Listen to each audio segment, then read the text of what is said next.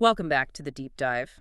Today we're doing something a little different. We are stepping away from the usual research papers and data sets. We're going to turn our whole focus onto a single and I think deceptively simple piece of source material. The story of the thirsty crow. Exactly.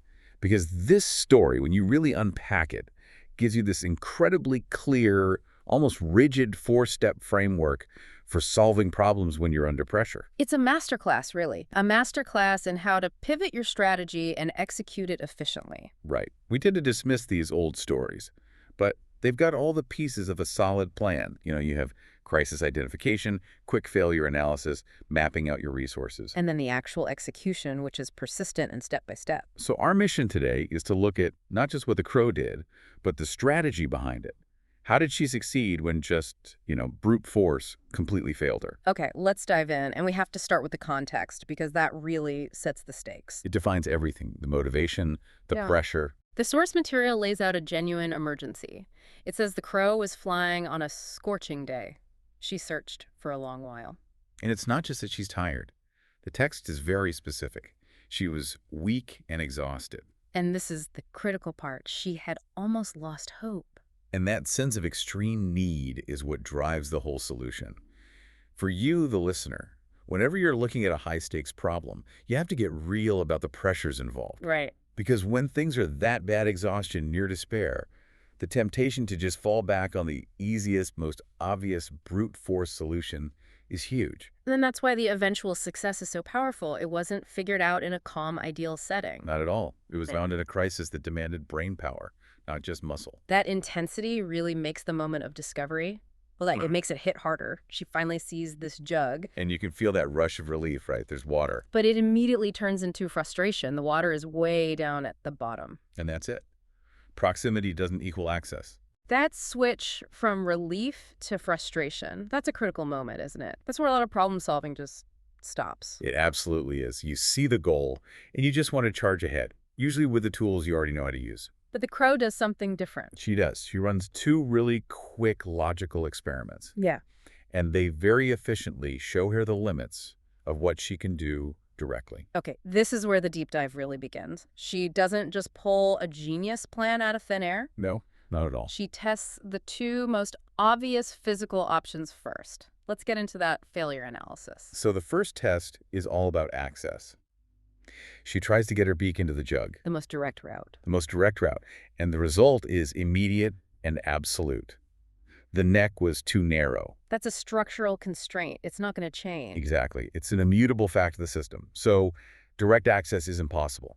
She accepts that right away. And when that fails, she moves to the next logical idea, brute force. Right. If you can't get in, can you move the whole thing? She tries to tip the jug over. But that doesn't work either. No. The jug was far too heavy to move. Hmm. And there's your second hard constraint. This one is about mass, about inertia. What's so brilliant about this is how efficient she is. It's incredibly efficient. She tests direct intervention, that fails. She tests system manipulation, that fails too.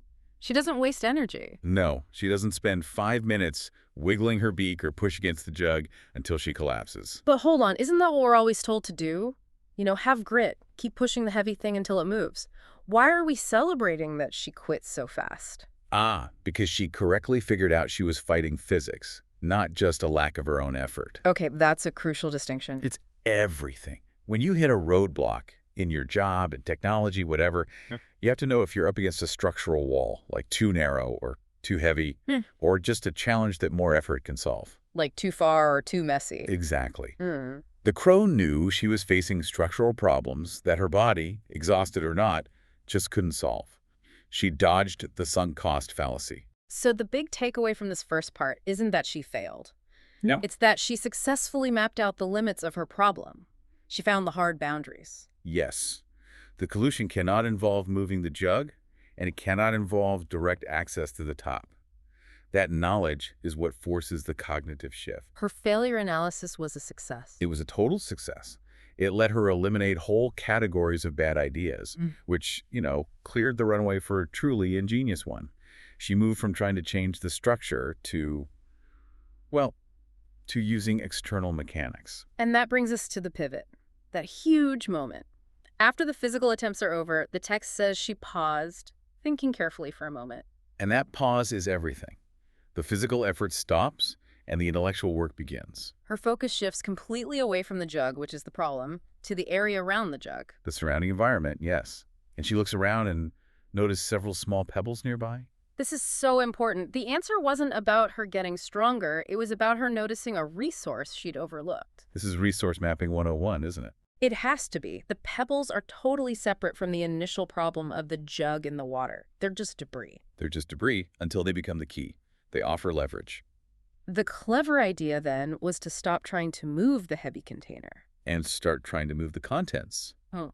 To manipulate the water level using volume displacement. Yeah. She couldn't make the jug lighter, so she decided to make the water higher. It's such a powerful shift. She realized she didn't need more power. She needed a better system. Right. Let's think about that displacement idea for a second. In a professional context, right, you're often trying to get a project moving. But the main resource, let's say it's the budget or maybe team availability, is stuck at the bottom. You can't just force more budget, and you Nah. can't just force more time out of people. Exactly. The system is too heavy to move. Yeah. So what do? You have to find your pebbles. Okay, so what are the pebbles in that scenario? Well, what are the small, external, low-cost things lying around that can change the internal state? Maybe it's a piece of open source software that can do 20% of the work for you. Or maybe it's some goodwill you have with another department that you haven't used yet. Or some old piece of tech in the company that nobody's using but could be repurposed. It's about shifting from a subtractive mindset, how do I get rid of this problem, to an additive one. What can I add to the system to change it? You're not moving the jug, you're raising the water inside it. And that is strategic genius. It is using leverage, not force. She had the clarity of mind, even when exhausted, to see utility in something that had no design purpose for her task. The pebbles were just rocks. Until her cognitive pivot gave them a new job description. Displacement units. So the brilliant idea is there. The planning's done. But a plan is nothing without execution. And this is where the story could have fallen apart, but it doesn't. We now get to the part about sustained effort. Right. A great idea with no follow-through is just a nice thought. Exactly.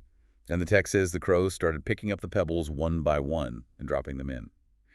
That detail, one by one, is the core of the execution lesson. It's iterative. It's not one big dramatic action.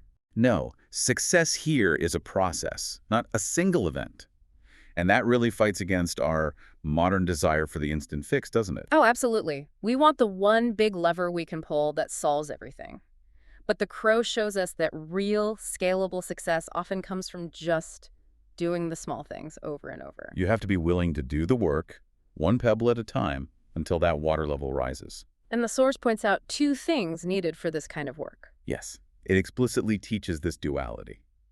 The process was slowly, which requires patience, and it required continuous effort, the physical work of picking up and dropping each stone. And this is where most of us fail. We might have the great idea, and we might have the initial burst of effort. But we don't have the patience to wait for the cumulative effect to actually show up. It connects right back to performance, doesn't it? You try the new process for a week, you drop 3 pebbles in, the water level barely seems to move. But what do? You decide the strategy was wrong. When really it was your patience that was flawed. The crow succeeded because she trusted the physics of it. She knew that every single pebble, no matter how small, was a guaranteed, measurable improvement. You have to believe in that cumulative effect. You have to.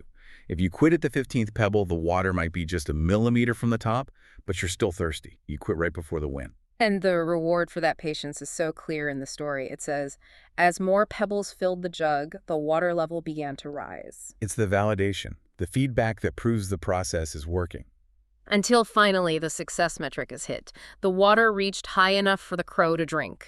The goal was met, not through magic, but through smart thinking and methodical, unglamorous, diligent work.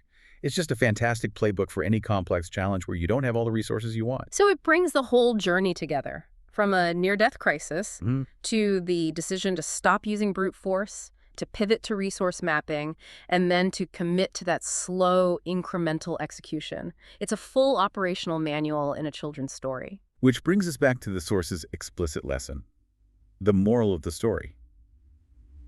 Where there is effort and patience, a solution can always be found. That's more than just a nice saying. It feels like a guarantee. It is a guarantee, but only if you define effort correctly.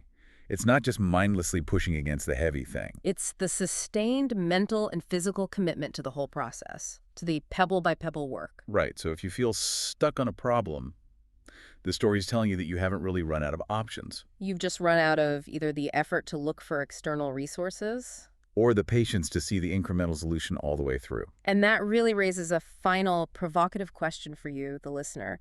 The next time you're facing something that just seems impossible, that feels immovable. Think about that guarantee.